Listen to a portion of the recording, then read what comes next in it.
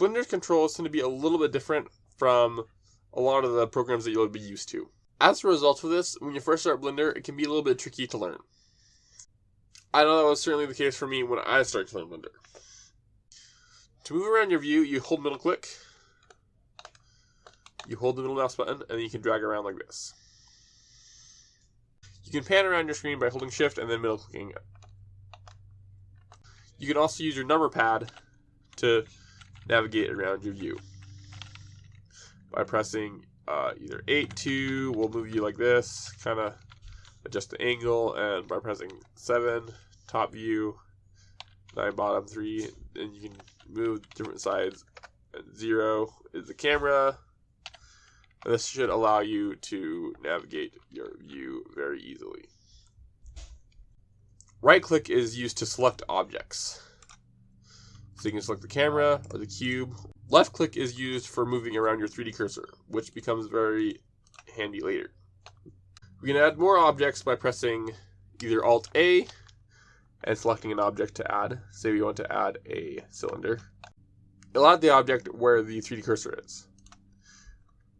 We can also add objects down here in the Add menu. We can also add objects in here by going to the Create panel and clicking the object we would like to add. Multiple ways to select objects. One of them, which you've already learned, is by holding right click. You can select multiple objects by holding shift and selecting. You can also select objects by pressing B, which stands for box select, and you can then you can create a box over the top of the objects that you want to select, and it will select those objects within the box. You can also unselect these objects by holding middle click instead of left click. And then you can also select objects by pressing C, which basically is painting in the ones you want to be selected.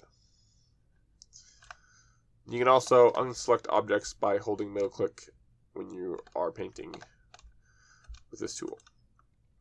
There are several transformations we can do to an object, such as scaling, rotating, and moving objects. To scale an object, you press S. S stands for scale. It's pretty easy to remember.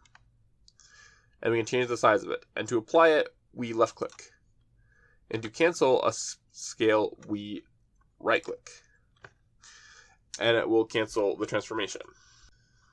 To rotate an object, we just press R. R for rotate. That's pretty easy to remember.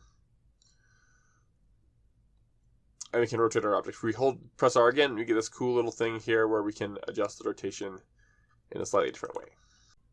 Once again, to apply, you left click, and to cancel, you right click. You can move objects by pressing G, which stands for grab. In each of these transformations, you can select the axes at which it is applied. So, say for this cylinder here, you want to scale it only up and down. What you do is press scale, and then you would press the axis you want to scale on. Say up and down, Z is your up and down axes, so you press Z, and it will only scale on that axis. You can also use X and Y. This also applies to rotate. You can rotate along a specific axis, and also grabbing. You can grab along specific axes. You can also delete objects by pressing X. If you have an object selected, you press X, and it will ask you if you want to delete it. You can click OK, and it will delete it. You can duplicate objects by